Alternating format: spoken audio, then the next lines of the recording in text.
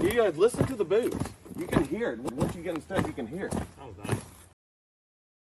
You remember those, fellas? It's the Patriot Front. So look, videos like that of them training have gone around for some time, of them desperately trying to learn how to march in rhythm with each other, them doing something that shares some similarities with boxing, a variety of videos like that make them look really comical. And even when they go out into the field and they try to do their actual activism or whatever, they have often been ridiculed for how ridiculous they are. So in May, 100 of them marched in Washington, and one bystander was recorded yelling out at them, "You wear Walmart khakis, you are sloppy, you are not even matching, you all have different types of pants on, cargo pants are out, reclaim your virginity."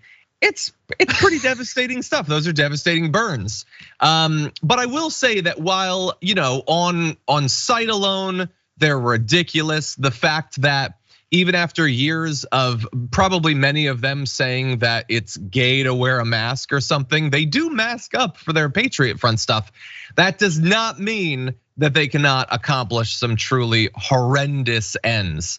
And there are people who are trying to raise concerns about the Patriot Front, as ridiculous as they might look. So Stephen Pigott is a researcher on extremist groups at the Western State Center, says, "I think the group is morphing from a solely propaganda-based outfit to a much more violent one based on what we've seen over the past couple of years.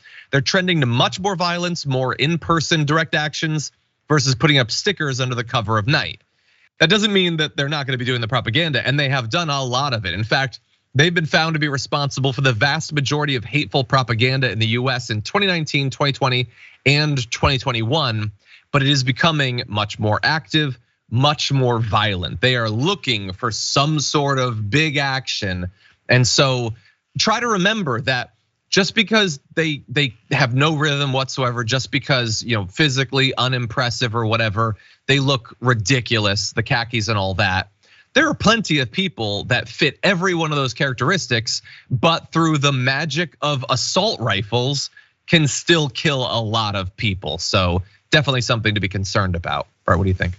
Yes, I think the biggest challenge they face is not reclaiming America. It's getting that many white guys to do anything in rhythm.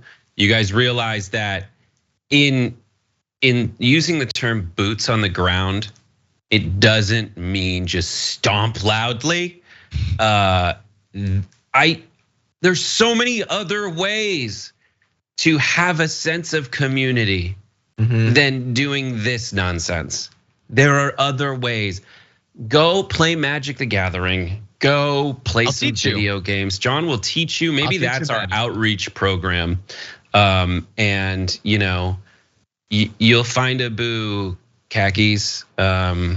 If you go find maybe there's dating you can do of people that'll open your mind. I'm just trying to say boo khakis. Anyway, yeah, obviously these are people who had, I guess, reason to feel disconnected from community, from whatever. And unfortunately, they go online to find some sort of community and they're immediately preyed upon by the biggest, most radical grifters in the country. And they're convinced that rather than fighting against actual issues facing America, access to health insurance, the ability to buy a home, climate, like stuff that's actually happening, instead it becomes like, I follow a lot of Twitter accounts whose profile picture is Greek statues, and now I believe I need to reclaim modern Rome or something. It's so weird. Unfortunately, that translates into violence very readily.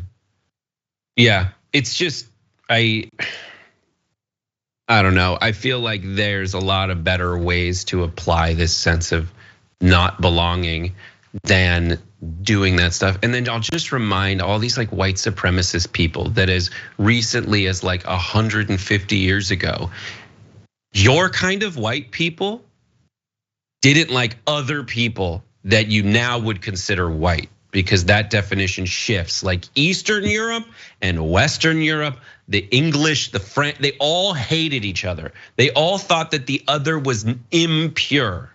And the only way, guys, I hate to break it to you with this lesson on European history, the only way they became friends was by intermarrying their leaders and mixing.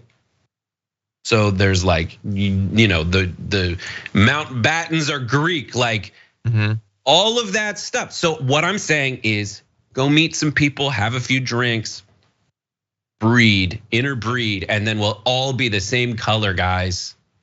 Just another terrible idea from Brett, but I'm just trying to guide these people where they need to be based on their own logic. Thank you for that.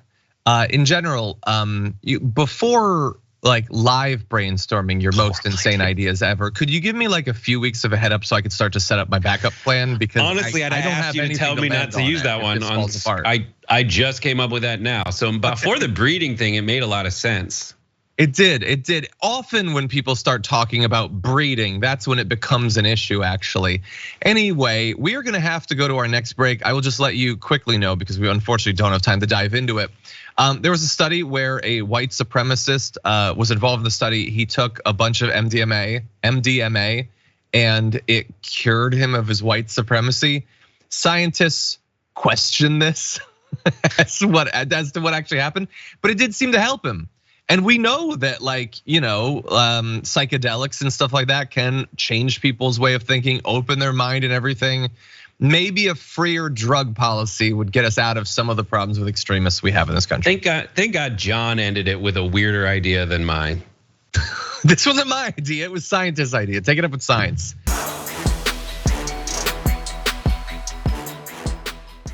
Check out the Damage Report podcast each day, wherever you get your podcasts, whether Pocket Casts or Stitcher or iTunes. You can join me as I give you the news and stories you want, with a range of co-hosts and interview guests jumping in on the fun each day. Again, that's the Damage Report, wherever you get your podcasts. And if you get them at iTunes, don't forget to rate and review. Sometimes I'll read them live on the show.